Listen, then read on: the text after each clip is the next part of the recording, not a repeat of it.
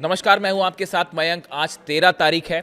देखिए, जिस तरह से डोनाल्ड ट्रंप की और जिनपिंग की मुलाकात हो रही है चीन में, लेकिन इसी बीच बड़ी खबर है ईरान से। ट्रंप और जिनपिंग की मुलाकात के दौरान ईरान ने शुरू कर दी है आखिरी जंग की तैयारी।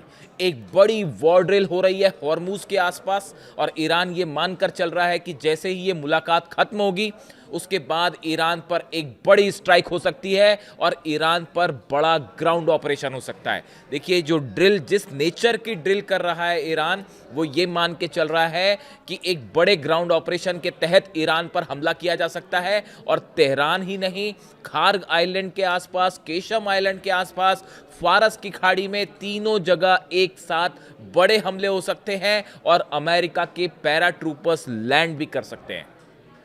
इसके लिए करारा जवाब देने की तैयारी में ईरान जुट गया है। देखिए, जो खबरें आ रही हैं उसके मुताबिक कई टारगेट्स बनाए गए हैं अलग अलग कि अमेरिका के ब्लैक हॉक हेलीकॉप्टर्स अगर अंदर घुसते हैं तो उनसे कैसा निपटा जाएगा, पैराट्रूपर्स अगर नीचे उतरते हैं तो उनको कैसे घेरना है, अगर एयर स्ट्राइक्स होती हैं तो डिफेंस सिस्टम्स कहाँ लगे हैं, मिसाइल लॉन्चर्स जो हैं उनको एक्टिवेट कर दिया गया है। इस तरह की तमाम खबरें हैं और ईरान की सेना की तरफ से अपनी जनता को ये बात कह दी गई है कि आप आखिरी जंग के लिए तैयार रहें।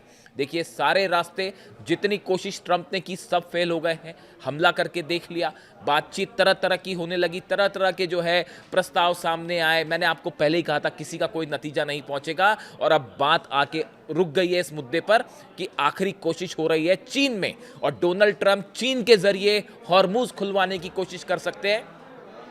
देखिए, इस तरह की खबरें हैं तमाम की हॉर्मूज को लेकर जो है मार्को रूबियो और वांग यी, फॉरेन मिनिस्टर जो है चाइना के और अमेरिका के विदेश मंत्री मार्को रूबियो के बीच में एक बात हुई है। डोनाल्ड ट्रंप और जिनपिंग की मुलाकात के पहले ये बातचीत हुई जिसमें इस बात को लेकर बताया जाता है कि सहमति बनती दिख रही है कि हॉर्मूज खोला जाना चाहिए। तो हॉर्मूज खोला जाना चाहिए तो ब्लॉक कौन करके बैठा है? किसने? क्या हॉर्मूज पहले ब्लॉक था? हॉर्मूज पहले ब्लॉक नहीं था। ईरान ने कभी हॉर्मूज ब्लॉक नहीं किया। यह ब्लॉकेज तब हुआ जब अमेरिका अपनी सेना लेके हॉर्मूज में पहुंचा।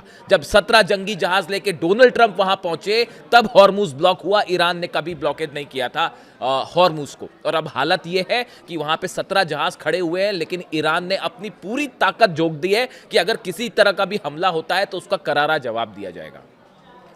जवाब की बात सिर्फ हॉर्मूज में नहीं है।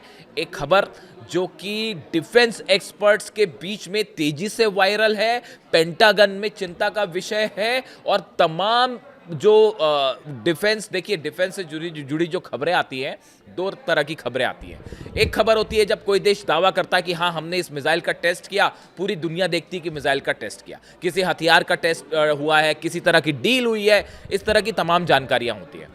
लेकिन एक खबरें डिफेंस जो एक्सपर्ट्स होते हैं उनके बीच में वो होती है जिसमें हथियारों का निर्माण हो रहा होता है लेकिन वो रिवील नहीं किया जाता, उसके बारे में दुनिया नहीं जानती।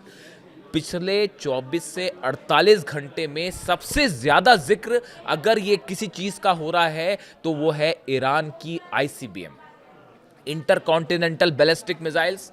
अब इसका जिक्र क्यों हो रहा है आप ये भी समझिए। मैंने अपने पिछले वीडियो में इसका हल्का सा जिक्र किया था, लेकिन ये एक अलग पूरा मुद्दा है जिस पर चर्चा होनी चाहिए और ये खासकर उस ट्रंप और जिनपिंग की मुलाकात के बीच चर्चा का मुद्दा बना हुआ है। IRGC से जुड़े कुछ सूत्रों ने इस तरह का दावा किया है कि ईरान के एक अंडरग्राउंड मिसाइल सिटी में ICBM बनाने का काम बड़ी तेजी से हो रहा है और कई ICBM के वर्जन्स तैयार हो गए। एक फिगर भी चल रहा है मीडिया में कि 500 से ज़्यादा ICBM तैयार हैं। इस तरह की खबरें आ रही हैं। देखिए, ये ICBM वाली बात कब शुरू हुई? ICBM वाली बात तब शुरू होती है जब अचानक ये जो जंग हुई, इसके पहले की बात है, 12 दिन की जंग के बाद की बात है। मैंने इस पर वीडियो भी किया था। अचानक से कुछ सैटेलाइट्स ने, रडार्स ने एक प्रोजेक्टाइल को ट्रेस किया था जिसमें ईरान से एक मिसाइल फायर की गई जो कि बड़ा लंबा डिस्टेंस करते हुए, क्रॉस करते हुए रूस के साइबेरिया में जाकर गिरी थी। इस तरह का ट्रैक हुआ था सैटेलाइट्स में कुछ इमेजेस कैच हुई थी, रडार ने कुछ सेंसर्स ने जो है वो कैच किया कि भाई एक लॉन्ग रेंज मिसाइल फायर हुई है ईरान से जो रूस तक गई।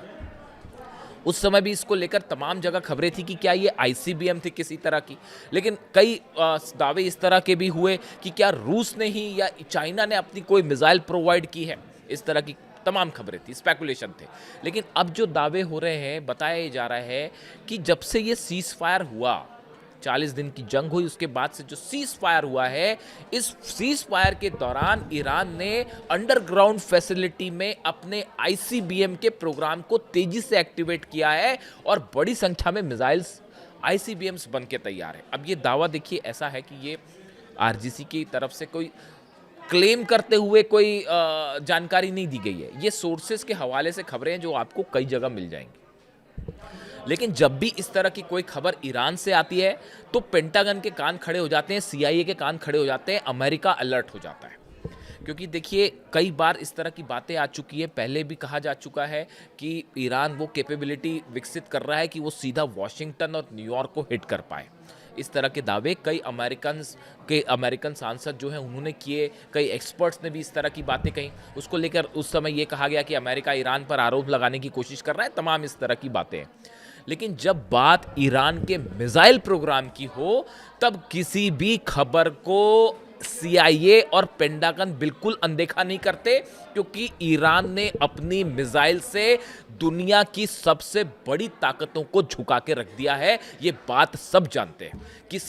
किसी ने सपने में नहीं सोचा था कि अमेरिका जैसा शक्तिशाली देश जो इतना बड़ा डिफेंस सिस्टम लेकर बैठा है, उसके उन डिफेंस सिस्टम की धज्जियां उड़ा देगी फतह खुर्रम शहर और सेजिल जैसी मिसाइल्स जो हैं, अमेरिका के डिफेंस सिस्टम को उसने तबाह करके रख दिया। इजराइल के डिफेंस सिस्टम को तबाह करके रख दिया। पूरे अरब के 16 बेस तबाह हुए हैं अमेरिका के, और कोई अमेरिका का डिफेंस सिस्टम नहीं रोक पाया। इसलिए ईरान की मिसाइल्स को और ईरान के मिसाइल प्रोग्राम को लेकर जो खबरें आती हैं उसको अब हल्के में लेने की कोशिश नहीं करता अमेरिका।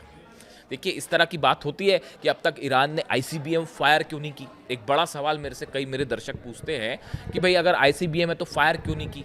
देखिए ईरान की तरफ से बार बार ये बात कही जाती रही है, पिछले 5 महीने से ये बात कही जा रही है, इस जंग के कहीं पहले से, कि इस बार हमला होगा तो एक बड़ा सरप्राइज होगा, हम वो टारगेट हिट करेंगे जो कोई सोच भी नहीं सकता। इस तरह के बयान आ रहे थे लगातार पिछले 5 महीने से। एक बड़ा दावा ये हो रहा है कि क्या पिछले 5 महीने से ईरान इस बड़े आईसीबीएम प्रोजेक्ट पे काम कर रहा है। देखिए पिकेक्स माउंटेन के नीचे जो पहाड़ियाँ हैं, पिकेक्स माउंटेन में जो पहाड़ियाँ हैं, इसके नीचे जो सुरंगें बनी हुई हैं, इसमें क्या हो रहा है कोई नहीं जानता। दुनिया का कोई बंकर बस्टर बम इसको तबाह नहीं कर सकता। और यहाँ पर ग्राउंड ऑपरेशन करना ऐसा है जैसा शेर की मान में आप जाके खड़े हो जाइए, फिर शेर करेगा जो करना है।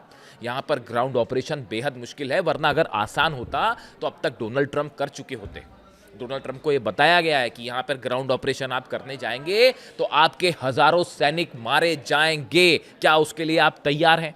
तैयार नहीं है, इसीलिए ब्लॉकेड करके खड़े हुए हैं, इसीलिए तेल का खेल चल रहा है। और इसमें बड़ा नुकसान चूंकि चीन का भी हो रहा है। जो जहाज निकलते थे हॉर्मूज से 45% तेल जाता है चीन का, वो सब का सब रुका हुआ है, इसलिए चीन को भी बड़ा नुकसान हो रहा है। तो अब चीन भी जो है वो शायद इस बात के लिए तैयार है कि हॉर्मूज तो खोला जाए, लेकिन किस शर्त पर खोला जाए, ईरान को कैसे मनाया जाए, ये तमाम बातें हैं। क्योंकि ईरान की जनता का मूड जो है वो बिल्कुल भयंकर गुस्से में है। ईरान की जनता, ईरान के लोग 1 इंच झुकने को तैयार नहीं है अमेरिका के सामने, और खासकर तब जब ये बार बार प्रस्ताव सामने आते हैं और उसमें इस तरह की बातें होती हैं। डोनाल्ड ट्रंप ने जाने के पहले फिर एक बार कह दिया है कि हमको, जब चाइना के लिए रवाना हो रहे थे, जब अब तो पहुंच गए, लेकिन जब रवाना हो रहे थे तो उन्होंने बयान दिया कि ईरान को हराने के लिए हमें किसी की ज़रूरत नहीं है, हम अकेले ही काफ़ी हैं।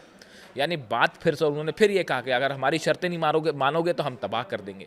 अब अभी तक यही बात समझ में नहीं आई कि भाई अगर तबाह करने की हालत में होते तो कर चुके होते तबाह, कर पाए तबाह, नहीं कर पाए तो बार बार ये बोलने से क्या होगा कि हम तबाह कर देंगे, जो करना है कर लीजिए। ईरान यही कह रहा है, हाँ भैया जो करना है कर लो, हम तैयार हैं, जाओ हमला करके देखिए उसके बाद क्या होता है। तमाम तरह की खबरें आ रही हैं। जो हमले हुए ईरान पे, जो ये 40 दिन की जंग हुई, इसमें जो हमले हो रहे थे, खासकर तेल डिपोज पे और अलग अलग ऑयल ठिकानों पर जो हमले हुए, आइलैंड्स पर हमले हुए, अब उसमें धीरे धीरे चीज़ें निकल के आ रही हैं कि उसमें जो है यूएई के मिराज भी शामिल थे हमला करने में। उसमें सऊदी, अब ये भी खबरें आ रही हैं कि सऊदी ने भी अपने वॉरशिप्स का, अपना फाइटर जेट्स का इस्तेमाल किया और सऊदी की तरफ से भी कुछ मिसाइल्स दागी गई। लेकिन चूंकि ईरान ऐसी नहीं बरस रही थी सऊदी के ऊपर जो मिसाइल्स बरस रही थी, या यूएई टारगेट कर रहा था ईरान, वो ऐसा थोड़ी ना था कि बिना जो है मकसद के सिर्फ हमले हो रहे हैं। बेस पर तो हमले थे ही, लेकिन यूएई और सऊदी में कई जगह मिसाइल्स गिरी हैं। तो ये अब उसकी वजह धीरे धीरे देखिए रिपोर्ट्स निकल के आ रही हैं कि अरब कई देशों से भी हमले हुए थे ईरान पे। तो ईरान ने बिना मतलब के हमले नहीं किए थे, वहीं हमले किए थे जहाँ से हमले आ रहे हैं, वो पता चल जाता है, उसको आप छुपा के नहीं रख सकते। तो देखिए अब सवाल ये है कि क्या ट्रंप और जिनपिंग की मुलाकात में क्या कोई ऐसा फॉर्मूला तय होगा जिसके लिए ईरान तैयार होगा। लेकिन बात वही है, सवाल हॉर्मुज खोलने का है। अगर आप मेरी व्यक्तिगत राय माने तो, अगर आप मेरी राय पूछेंगे तो हॉर्मुज खोलने के लिए तो एक बार फिर भी कोशिश हो सकती है।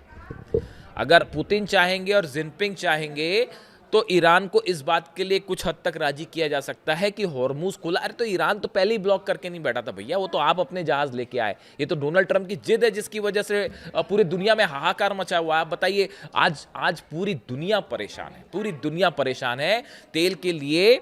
जो हालात अलग अलग देशों में हैं, जो खबरें हिंदुस्तान से हैं, एशिया से है, यूरोप से है, उन खबरों में आप देख लीजिए क्या हालात हैं। और इसके लिए जिम्मेदार कौन है? सिर्फ एक जिद।